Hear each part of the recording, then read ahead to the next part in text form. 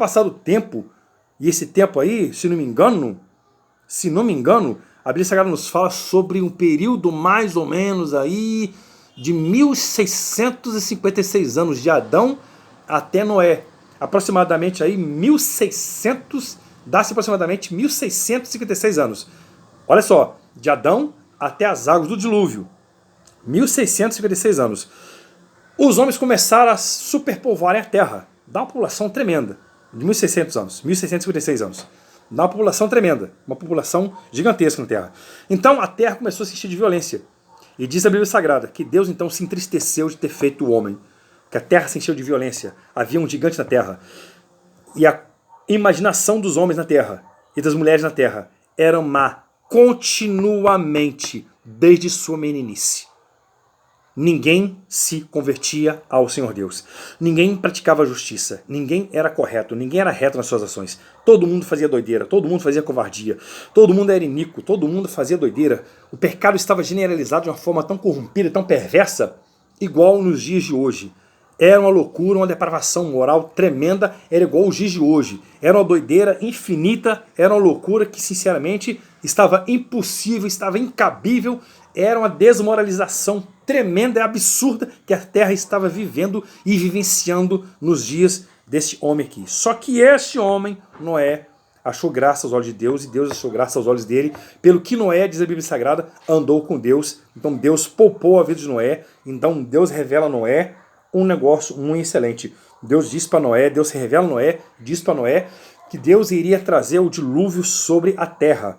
Uma imensidão de águas que iria varrer da face da terra toda a espécie humana e todo tipo de animais, tudo que é ser vivo da terra. Ele ia matar tudo, acabar com tudo, eles trazer. Isso é um juízo, tipo de juízo que Deus ia trazer na terra para acabar com toda a substância vivente da terra, porque Deus tinha se entristecido, né, de ter criado o homem. Deus ficou triste de ter criado o homem. Deus ficou triste com isso.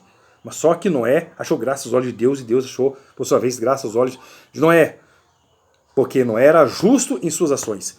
Noé era um homem justo. Imagina só, minha gente, o único homem na terra que foi justo perante a sua geração, Noé. E foi ele, junto com a sua mulher, seus 3 filhos e suas 3 noras. O que acontece?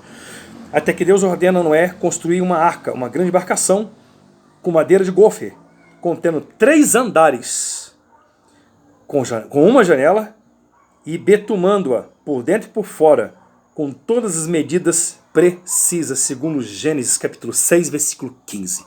Abra, se você que está com sua Bíblia aí, abra sua Bíblia aí, e você vai ver todas as medidas precisas em côvados, segundo, né, a medida estabelecida hebraica. Gênesis capítulo 6, versículo 15. Então, minha gente, como é que então um sujeito que veio das cavernas, como é que um sujeito irracional, como diz por aí, né, iria conseguir pastorear gado, iria ser um grande latifundiário, iria ser um fazendeiro de responsa, e iria fabricar, e iria conseguir descobrir a fazer o ferro, a fazer instrumentos de ferro, instrumento de cobre, de prata. Como é que um sujeito ia conseguir, né, a fabricar instrumentos de madeira? Como é que o sujeito ia construir grandes embarcações? Como é que o sujeito ia dar nome aos seus filhos? Ia raciocinar com medidas? Como é que o sujeito então ia criar liturgias e legislações para a sociedade? Como é que um sujeito ia criar uma cidade sozinho, como Caim fez?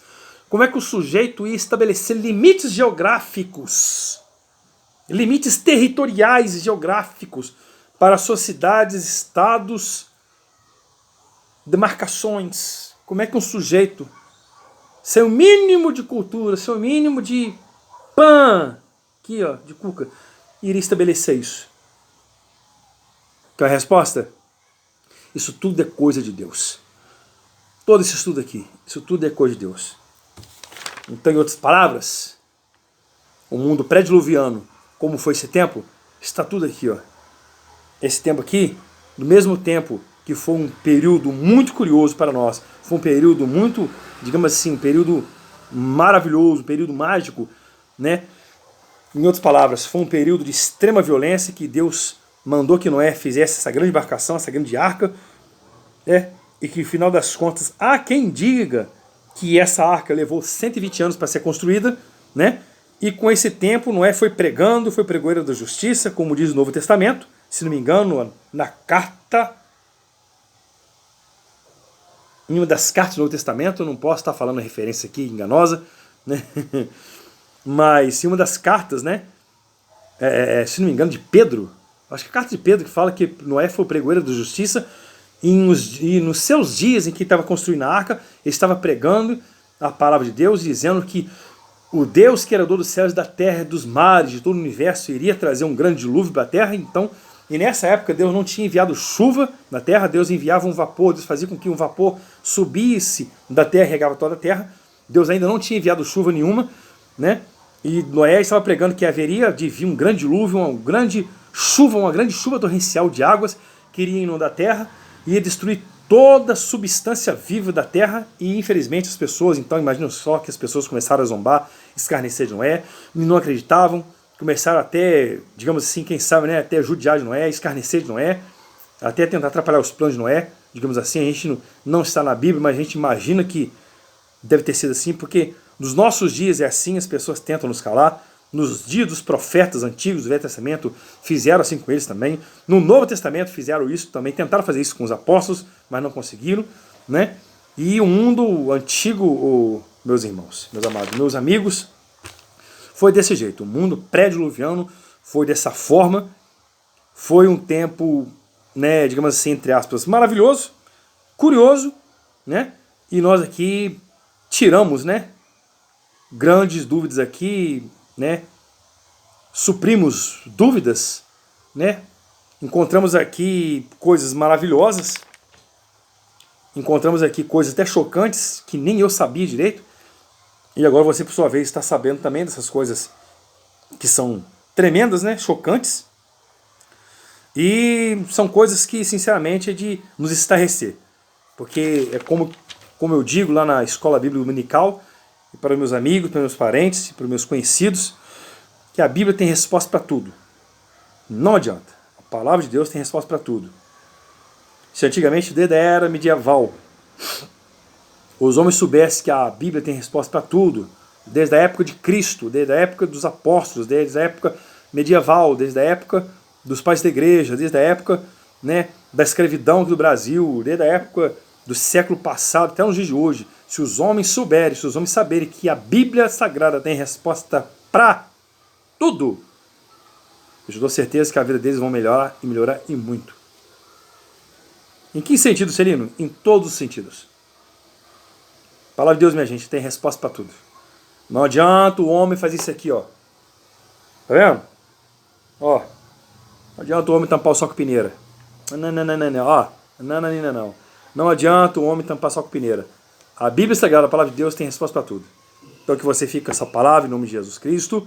Deus abençoe a sua vida em nome de Jesus. Se você não é inscrito, inscreva no nosso canal, o Vlog do Jussa. Ative o sininho das notificações, dê um like para todas. Ative o sininho das notificações para todas, tá? Tem gente que se inscreve e não ativa os sininhos. Ative os sininhos de notificação para todos. Inscreva no nosso canal, dê um like aí, por favor, para que Deus venha, então, abençoar a sua vida, para que você nos ajude a propagar essa bênção, porque eu vou estar fazendo vários outros estudos com esse modo aí, minha gente, um modo irreverente, um modo divertido, um modo bem legal, com uma palavra bem jovial, uma palavra, entendeu? Uma palavra bem entusiasta, uma palavra, né, macia para todo mundo entender, porque aqui eu não gosto de ficar usando palavras, né, de alto escalão, palavras, né, cultas, até porque eu não sou nada culto, né, eu sou um sujeito bem...